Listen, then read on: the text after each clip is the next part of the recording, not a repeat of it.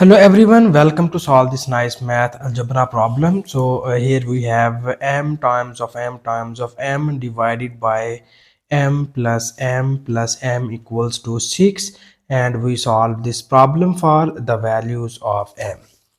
So here first we focus in the numerator, and you see here in the numerator we have m is multiplied by 3 times, and you see here the exponent of all of these three m's are 1. Okay, and we know that if we have a to the power of m times of a to the power of n, it is equals to a to the power of m plus n. So here we use this nice exponential law in the numerator term. So here you see that bases on all these terms are same, so that we add its exponents and it will be written as m to the power of 1 plus 1 plus 1, and it is divided by, here we need to take common m from all of these terms, so that when we take common m, the remaining terms are 1 plus 1 plus 1, and this is equals to 6. So further you see here we need more simplifications, and now we see here m to the power of 1 plus 1 plus 1 equals to 3, and it is divided by, this is m, and here you see that the exponent of m in the denominator is 1, so we have, this is 1 plus 1 plus 1 becomes here 3, and this whole equals to 6. So further we apply here another nice exponential law, and you know that if we have a to the power of m divided by a to the power of n, it is equals to a to the power of m minus n. This means that if you have two numbers are divided by each other but its bases are same, then we subtract the exponent in the numerator term to the denominator term. Okay, so that now we subtract these two exponents, so we move this one to the upside and it will be written as m to the power of 3 minus 1 divided by 3, and it is equals to 6.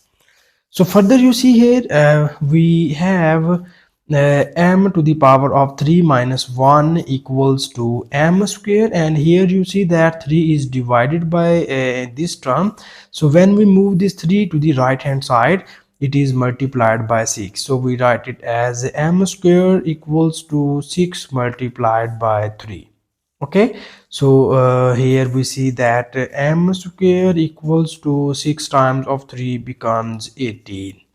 So because we solve this problem for the values of m, so now here we need to take the square root on both of the sides, so that when we take square root, it will be written as m square and its whole square root equals to square root of 18. And here we rewrite this 18 as in this form 9 times of 2. We know that 9 2s are 18, but in the left hand side you see here these 2 and square root are gone and you get m. Okay, here we use another radical law, so you know that if we have ab and its square root, we write it as square root of a into square root of b. It means that according to this law here, we need to separate this square root on both of these terms in this way. And now you see here the square root of 9 equals to 3 into square root of 2. Because here we take scaling on both of the sides, then we just write plus minus sign on the right hand side or any one side. Okay, so these are the two values of m. So now here we need to check these values. Is these two values are satisfied our given question statement or not? So now in order to check these values of m, here first we take the positive value of m, it is 3 into square root of 2, and now first we substitute this value of m into the given question statement, and here first we copy down the given question statement. So our given question statement is m times of m divided by m plus m equals to 6. So here we substitute this value of m in the left hand side, and it will be written as 3 into square root of 2 multiplied by 3 into square root of 2 multiplied by 3 into square root of 2, and it is divided by 3 into square root of 2 plus 3 into square root of 2 plus 3 into square root of 2 equals to 6.